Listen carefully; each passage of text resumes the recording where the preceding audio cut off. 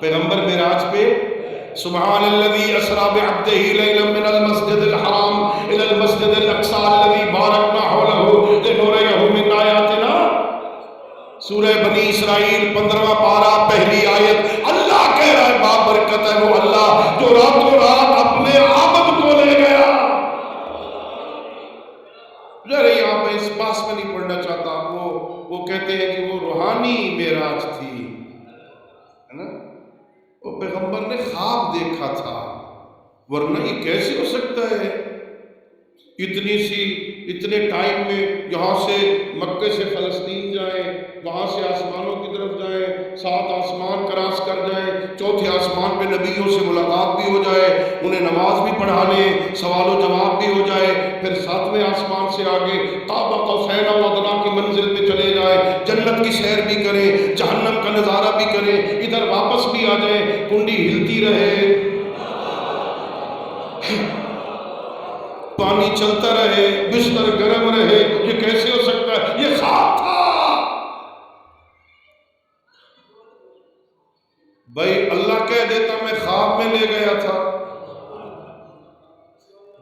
کیا اللہ نے خواب نہیں دکھائے نبیوں کو؟ حضرت ابراہیم نے نہیں کہا بیٹے انی رأیت فی المنام انی اذبحک، بیٹے اسماعیل میں نے خواب دیکھا ہے میں تجھے ذبح کر رہا ہوں؟ تو یہاں بھی کہہ دیتے میں نے خواب دکھایا تھا، خواب میں دکھایا تھا، نہیں کہا سبحان الذی اسری بعبدہ، پاک ہے وہ اللہ جو اپنے عبد کو لے گیا۔ عبد فقط روح کو نہیں کہتے، جسم اور روح کے اختلاط کو عبد کہتے ہیں۔ اور پھر میں تو بات ایسا کرنے کا عادی نہیں ہوں نا بھائی، اگر پیغمبر کہے نا کہ میں گیا تو تم اعتراض کرو کیسے گیا؟ ہم جیسا بندہ ہے کیسے چلا گیا؟ پیغمبر نہیں کہہ رہا میں گیا، اللہ کہہ رہا ہے میں لے گیا۔ کس کی قدرت پہ تمہیں اشکال ہے بھائی؟ اللہ لے گیا، بڑے کام کیے وہاں پیغمبر نے، لیکن 2 تاریخی کام تھے۔ ایک اللہ سے باتیں ہوئی تھی، اللہ سے، اچھا اللہ وہاں میں پردہ پتہ نہیں کیا کیا پڑھا جاتا ہے نا، یاد تو نا پردہ تھا، پردے کے پیچھے اللہ تھا، ادھر پیغمبر تھے، ادھر اللہ تھا۔ بھائی یہ عقیدہ اسلام کا نہیں ہے، جو پردے کے ادھر ہو اور ادھر نہ ہو وہ اللہ نہیں ہوتا۔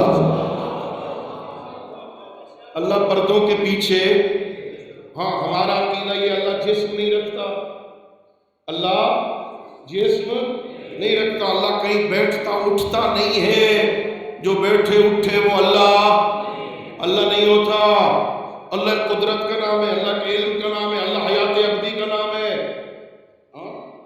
اللہ رب العزت نے باتیں کی، اللہ جو باتیں کرتا ہے نا صفات ثبوتیہ میں، اللہ متکلم ہے، اس کے بات کرنے کا مطلب یہ نہیں ہے جیسے میرا منہ ہے ویسے اللہ کا بھی منہ ہے، جیسے افضل حیدری بول رہا ہے ویسے اللہ بھی بولتا ہے۔ اگر اللہ اس منہ سے بولے گا نا تو اللہ اس ہونٹوں کا محتاج، اندر زبان کا محتاج، اندر خلا کا محتاج، جو محتاج ہو جائے وہ اللہ نہیں ہوتا۔ اللہ کے متکلم ہونے کا معنی یہ ہوتا ہے اللہ جس شے سے چاہے کلام پیدا کر دے۔ اللہ کو کوئی دور پہ اترا ہوا نہیں تھا موسیٰ کے سامنے، اللہ نے درخت سے کلام پیدا کر دی تھی۔ اللہ رب العزت نے شب معراج اپنے نبی سے باتیں کی، باتیں اللہ کر رہا تھا، لہجہ علی ابن ابی طالب کا تھا، لہجہ علی ابن ابی طالب کا تھا۔ ایک یہ بہت بڑی بات ہوئی، فَأَوْحَىٰ إِلَىٰ عَبْدِهِ مَا أَوْحَىٰ، اللہ نے اپنے عبد پر وحی کی جو کی، اللہ نے بھی راز رکھا، ہم بھی نہیں بتاتے کیا ہو۔ فَأَوْحَىٰ إِلَىٰ عَبْدِهِ مَا، پھر آئے اور جنت کی سیر کی، جنت کے میوے کھائے۔ 2 بڑے اہم کام، جنت کے میوے کھائے، اللہ سے لہجہ علی میں باتیں ہوئی۔ جب واپس آ گئے نا معراج سے تو پیغمبر کا سیوا ہے، سارا کو چومتے ہیں، علی سے باتیں کرتے ہیں، علی پہ اللہ کا نبی بے مقصد کام نہیں کرتا، علی سے باتیں کر کے سارا کو چوم کے اپنے معراج کے سفر